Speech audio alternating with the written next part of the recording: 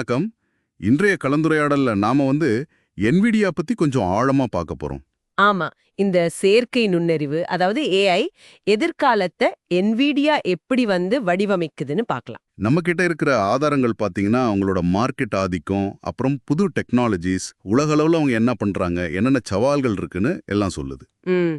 ஆரம்பத்திலே ஒரு விஷயம் சொல்றேன் கேளுங்க, கொஞ்சம் ஷாக்கிங்கா கூட இருக்கலாம்.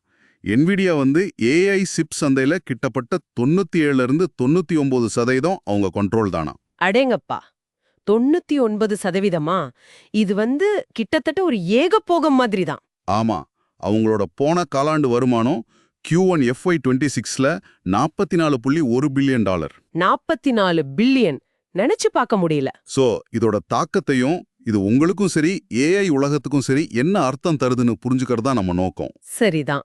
சரி, இந்த 97-99% மார்க்கெட் ஷேர் இது சாதாரண விஷயம் இல்ல.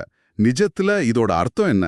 நிச்சயமா, இந்த அளவுக்கு ஒரு ஆதிக்கம் டெக்னாலஜி உலகத்துல ரொம்ப அபூர்வம் பாருங்க.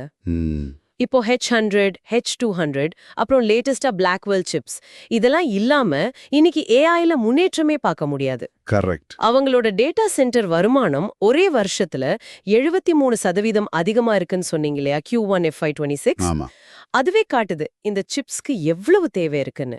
இது வெறும் நம்பர் இல்ல, NVIDIA தான் இப்போ ஏஐ இன்ஃப்ராஸ்ட்ரக்சரோட பேக்போன். அதுதான் உண்மை. அடுத்து இந்த சூப்பர் சிப்ஸ் பத்தி கொஞ்சம் பேசுவோமா? ஆதாரங்கள்ல GB300 கிரேஸ் Blackwell அல்ட்ரா பத்தி சொல்லியிருக்காங்க. டெஸ்க்டாப் சூப்பர் சிப் அப்படின்னு வேற சொல்றாங்க. ஆமா ஆமா, 20 பெட்டாஃப்ளாக்ஸ் ஏஐ பெர்ஃபார்மன்ஸ், 784 GB மெமரின்னு கேட்கவே பிரமிப்பா இருக்கு. இதோட நிஜமான தாக்கம் என்னவா இருக்கும்? 20 PLF OLS, அதாவது ஒரு செகண்டுக்கு 20,000 லட்சம் கோடி கணக்கீடு செய்யற திறன். அவ்வளவு வேகமா? ஆமா, இது கொஞ்ச வருஷம் முன்னாடி வரைக்கும் பெரிய பெரிய சூப்பர் கம்ப்யூட்டர்ல மட்டும்தான் சாத்தியம். ஓஹோ. இதை இப்போ டெஸ்க்டாப்புக்கே கொண்டு வரது மூலமா NVIDIA என்ன பண்ண நினைக்கிறாங்கன்னா, அதிநவீன ஏஐ ஆராய்ச்சியை பரவலாக்கணும், எல்லாருக்கும் கிடைக்கிற மாதிரி. ஆமா, ப்ராஜெக்ட் டிஜிட்ஸ், டிஜிஎக்ஸ்பார்க் மாதிரி முயற்சிகள் மூலமா தனியா இருக்கிறவங்களும் சின்ன டீம்ஸும் கூட சூப்பர் கம்ப்யூட்டிங் பவரை யூஸ் பண்ணலாம்னு வழி செய்றாங்க. உலக அளவுல NVIDIAவோட மூவ்ஸ் எப்படி இருக்கு? குறிப்பா சைனா கூட இருக்கிற உறவை பத்தி சில இன்ட்ரெஸ்டிங்கான விஷயங்கள் ஆதாரங்கள்ல இருக்கே. ஆமா, அது கொஞ்சம் சிக்கலான விஷயம்.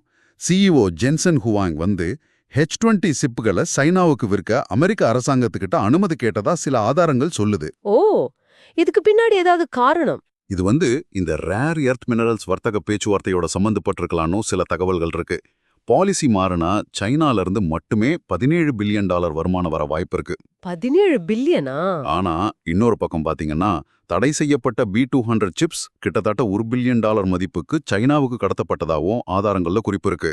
ஐயோ, அப்போ இது பெரிய பிரச்சனை ஆகுமே. ஆமா, இது புதுசா சில கட்டுப்பாடுகளுக்கு வழிவகுக்கலாம். ஆனா இந்த தகவல் எல்லாம் ஆதாரங்கள்ல இருந்து எடுத்தது. இது எங்க கருத்து இல்ல, அதை தெளிவா சொல்லிடுறோம். சரி, ஆனா இவ்ளோ பெரிய வளர்ச்சிக்கு ஒரு முக்கியமான தேவை இருக்குமே, பவர், அதாவது மின்சாரம்.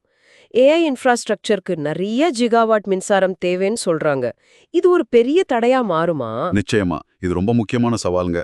அமெரிக்காவோட இப்போதைய மின் கட்டமைப்பு இந்த அளவுக்கு தேவையை சமாளிக்க போதுமானதா இல்லைன்னு சில ஆய்வுகள் சொல்லுது. அப்படியா?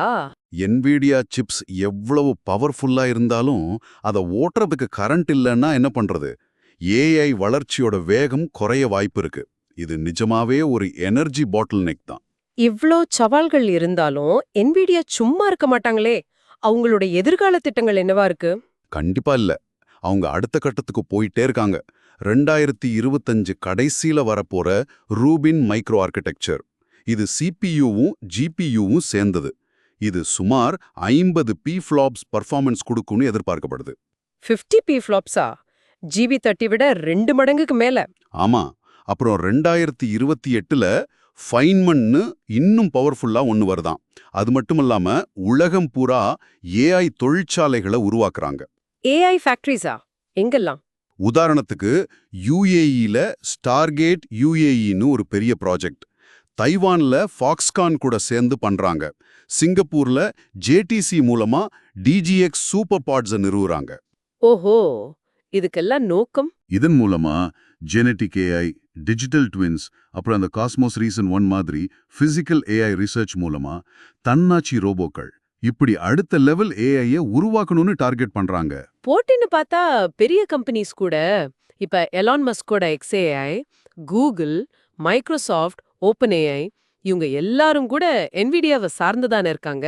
ஆமா, அதுதான் இங்க முக்கியமான பாயிண்ட். இது புவிசார் அரசியல்ல எப்படி தாக்கத்தை ஏற்படுத்துது? இந்த சார்பு நிலை அமெரிக்காவோட டெக்னாலஜி லீடர்ஷிப்க்கும் நேஷனல் செக்யூரிட்டிக்கும் நடுவுல ஒரு இழுபறி நிலையை உருவாக்குது.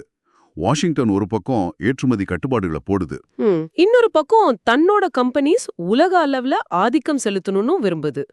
இது ரொம்ப நுட்பமான ஆட்டம். ஆக நம்ம புரிஞ்சுக்க வேண்டியது என்னன்னா, NVIDIA வெறும் சிப் விக்கிற கம்பெனி மட்டும் இல்ல. அது அடுத்த யுகத்துக்கான, அதாவது உயர் AI யுகத்துக்கான ஒரு கணினி அடித்தளத்தையே அதையே கட்டமைக்குது. சரிதான். ஆனா இந்த அபரிமிதமான சக்தி கூடவே பல சவால்களையும் கொண்டு வருது. ஒழுங்குமுறை கண்காணிப்பு, இந்த பவர் பற்றாக்குறை, உலக வர்த்தக பதட்டங்கள்னு நிறைய இருக்கு. இறுதியா நீங்க யோசிக்க வேண்டிய ஒரு விஷயம், NVIDIA AI எதிர்காலத்தை ரொம்ப வேகமா உருவாக்குது, அதுல சந்தேகமே இல்ல. ஆனா உலகத்தோட உள்கட்டமைப்பு, கொள்கைகள், குறிப்பா இந்த எரிசக்தி சப்ளை, இதெல்லாம் இந்த வேகத்துக்கு ஈடு கொடுக்க தயாரா இருக்கா? அதுதான் $1 மில்லியன் கேள்வி. இந்த ஆற்றல் தடங்கள் சரியா கையாளப்படலன்னா எதிர்காலத்துல உங்களுக்கு கிடைக்க போற AI வசதிகள், அதோட பயன்பாடு எல்லாம் எப்படி பாதிக்கப்படலாம்? கொஞ்சம் யோசிச்சு பாருங்க.